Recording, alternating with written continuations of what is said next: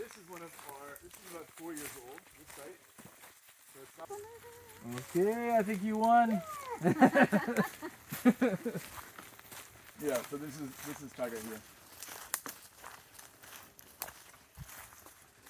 So I wonder why that grew quicker than here, say. Why Finland for mushrooms? Why would you say it's a good place to look to source them from?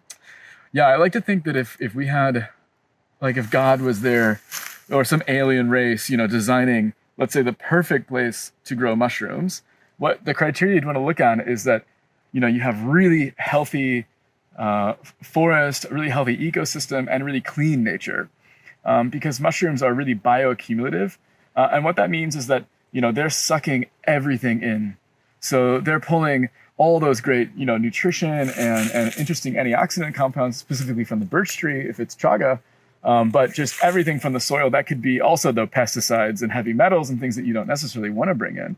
So when you're looking at, where best to grow mushrooms, or what, food source for those mushrooms to be eating, needs to be absolutely clean and pure. Yeah. And Finland really has, the cleanest air and water that's ever been measured ever in the world, ever. So in terms of this like space that's really perfectly designed for mushroom growth, I think Finland is, it's got to be top 5. Yeah.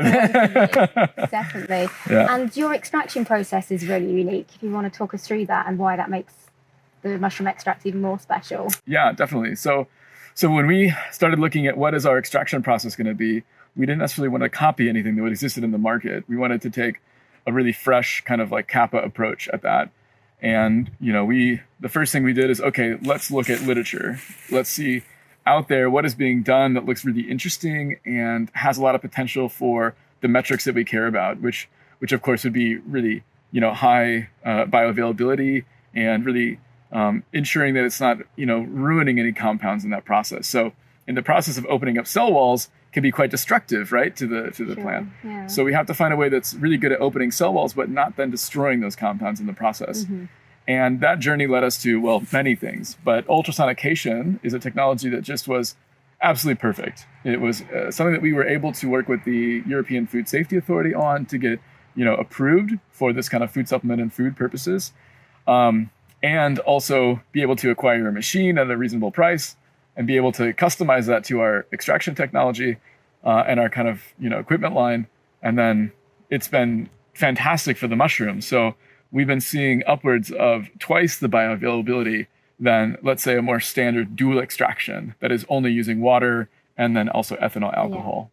Yeah. Talk to me a little bit more about the difference between the fruiting body and the mycelium? Yeah, and the difference of why you'd want one in a food supplement over the other. Yeah, so I think when we think of like fungi as a whole, there's many different compounds. So we have the mycelium, which is this white fluffy stuff, and that's sort of like you could think of it as the roots of the tree, right? Yeah. So it's there in the soil, it's collecting nutrition and it's bringing that into its kind of body, and a mushroom is more or less like the apple of the apple tree. It's the part where it's the reproductive aspect of the fungus. Yeah. So, all the energy is put into this effort. It's like, okay, we're going to spread our genes. We're going to put all the effort into this super nutritional dense, compound dense, rich thing. And for fungi, that's mushrooms. For plants, that's their fruit. Yeah. And these are the most desirable parts of the plant or the fungi, usually because of the high concentration of active compounds and nutrition.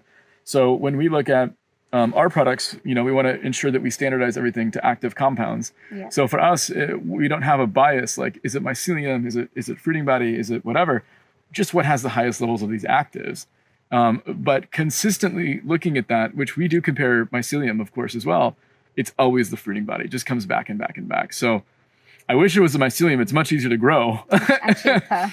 Yeah, and much cheaper for sure. Yeah. But I think it's just, it really is that fruiting body. That's really where that nutrition is and where that, long-standing history of medicinal use is at. So you need to make sure if you're going to take a food supplement, it needs to contain the fruiting body. Absolutely, yeah. And on top of all that, certified organic. Yes. What else do you want?